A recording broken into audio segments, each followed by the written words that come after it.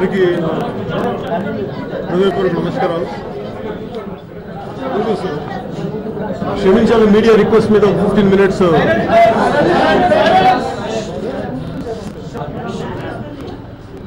Media request మీద ఇంక 15 నిమిషాలు కొంచెం లేట్గా స్టార్ట్ చేయడం జరిగింది.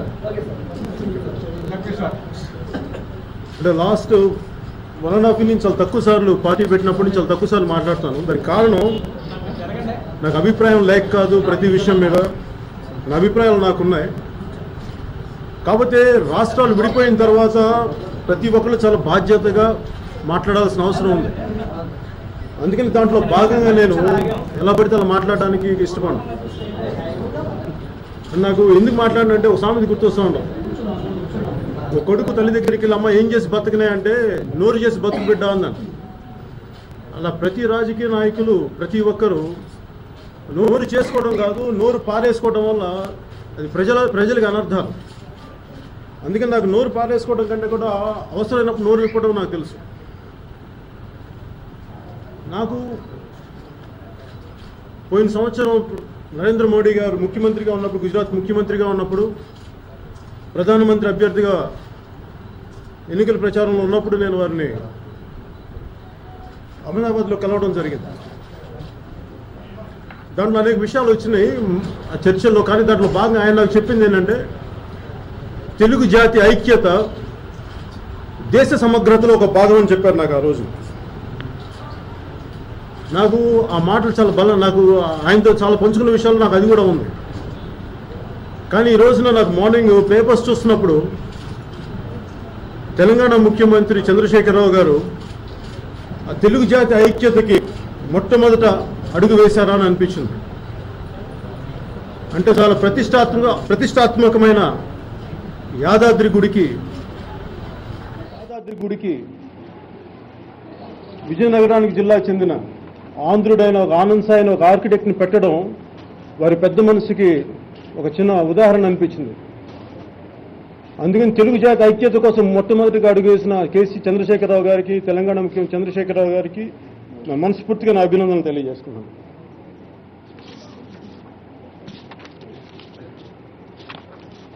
అలాగే ఈ మధ్యన వీడు పవన్ కళ్యాణ్ పార్టీ పెట్టాడు, మాట్లాడు, తప్పించుకుంటాడు, తిరగడు, కనిపించడు, ఇది రాజకీయాలు నడిపే విధానం కాదు అని అందరూ అంటూ ఉంటే నాకు తెలుసు, అవన్నీ తెలియక కాదు. కాదు ఇందాక చెప్పినట్టుగా నాకు నోరు పారేసుకోవడం తెలియదు, అవసరమైనప్పుడు నోరు ఇప్పడం అలవాటు నాకు. అలాగే ఈ మధ్యన కాంగ్రెస్ నాయకులు, నాకు రాజ్యసభ సభ్యులు వి హనుమంతరావు గారు కూడా నా గురించి ఇట్లాగే అన్నారు, కరప్షన్ గురించి మాట్లాడుతున్నావు కదా, ఇలాంటి సమయంలో క్యాష్ ఫర్ ఓటు విషయంలో నువ్వు మాట్లాడాలి కదా, ఎందుకు మాట్లాడలేదు అని ఆయన అన్న విషయం కూడా నాకు దృష్టికి వచ్చింది. అంటే నాకు ఏమనిపిస్తుంది, ఇలాంటి విషయాల్లో మాట్లాడాలి అంటే కాంటెంపరీ పాలిటిక్స్లో నీతి నిజాయితీలకి సాధ్యమని అనిపిస్తుంటుంది. అంటే వర్తమాన రాజకీయాలు నీతి నిజాయితీలకి పుట్టిల్లు కాదు అని చెప్పి బయట రోడ్డు మీద వెళ్ళి చిన్నపిల్లడు అడిగి చెప్తారు. అంటే కామెంట్ చేయాలి. ఇప్పుడు ప్రస్తుతం ఒకరినొకరు కామెంట్ చేసుకునే విధానం చూస్తుంటే తన కంట్లో దూలం పెట్టుకొని ఎదురోడి కంట్లో నలిసించినట్టుగా ఉంది. కాదు ఇక్కడ తేడా ఏంటంటే ప్రతి వాళ్ళ కంట్లో దూలాలే ఉన్నాయి, కాబట్టి చిన్నవి పెద్దవని తేడా అంతే తప్ప. అందుకే నాకు ఆ జంజాటంలో రావాలా లేదా మాట్లాడితే ఏంటి, నాకు రాజకీయాలు నాకు కొత్త, నాకు నిజంగా నాకు రాజకీయం నాకు సొసైటీ పట్ల కన్సర్న్ ఉంది, దేశ వ్యవస్థ పట్ల కన్సర్న్ ఉంది, దేశ సమగ్రత పట్ల కన్సర్న్ ఉంది. కానీ ఇవన్నీ కలిపి నన్ను ఎలా పడితే అలా మాట్లాడనివ్వకుండా చేస్తుంటాయి. ఇప్పుడు రేవంత్ రెడ్డి గారి విషయంలో క్యాష్ ఫర్ ఓట్ విషయంలో నాకు చూస్తే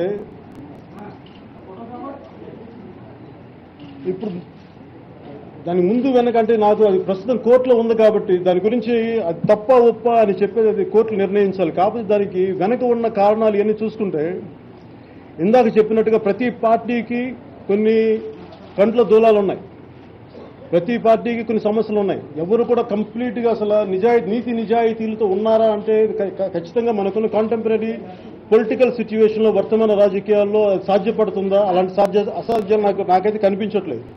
కాకపోతే ఉన్నవి వీంట్లో మనం సర్దుకొని వెళ్తూ ఉండాలి.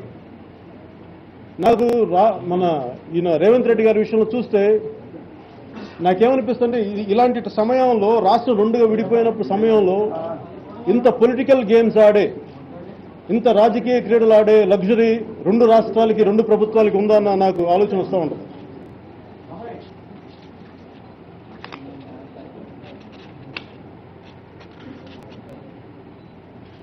సో నాకు అనిపిస్తుంది ఏంటంటే, ఇద్దరికి, రెండు రాష్ట్రాలకి చాలా బాధ్యతలు ఉన్నాయి, చాలా సమస్యలు ఉన్నాయి, సరిహద్దు సమస్యలు ఉన్నాయి, ఇంకా ఆస్తుల పంపకాలు సరిగ్గా జరగలేదు, ఇంకా కొట్టుకుంటానే ఉన్నాం. రాష్ట్రం విడిపోయిన తర్వాత కూడా ఇలాంటి వాతావరణం, ఘర్షణాపూరితమైన వాతావరణం ఎవరికి మంచిది కాదనేది నాకు భావన ఉంటుంది. అది అనేక సార్లు చెప్పాలనిపిస్తే కానీ ఏ మాట మాట్లాడితే ఎక్కువ, ఏ మాట మాట్లాడితే తక్కువ అన్న ఆలోచన ప్రతిసారి నన్ను ఆపేస్తూ ఉంటుంది. అంటే నాకు వీటన్నిటికీ కారణాలు నాకేమనిపిస్తున్నాయంటే, ప్రజల అవసరాల కంటే కూడా పార్టీ ప్రయోజనాలని ముందుకు నెడితే వచ్చే సమస్యలు ఇలాంటివి.